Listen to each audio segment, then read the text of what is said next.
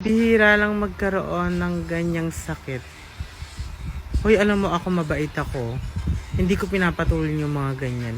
Pero si Self pag nalaman, ano sinasabi mo? Nasakit yung ganto! Na hindi normal! Self, huwag ka magalit. Ano ba? Kumalma ka. Pero bakit ako kakalma? Ginaganto-ganto na tayo, kakalma pa ako? Pwede naman kasi mag-usap. Mag-usap! Puro kasi ganyan, hindi ka lumalaban. Kaya ginaganyan-ganyan ka na lang. Hindi mo ako gayahin. Lumalaban ako, kaya walang nakakaapi sa akin. Pero kasi, ayoko nang may kaaway. Gusto ko yung... Ano ba? Cutie! Self kasi, hindi!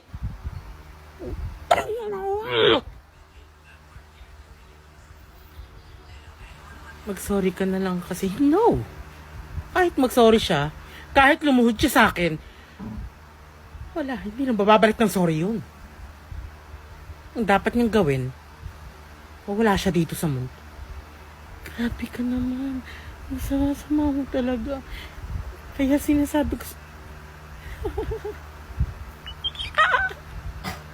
nag-aaway na silang dalawa dahil sa inyo.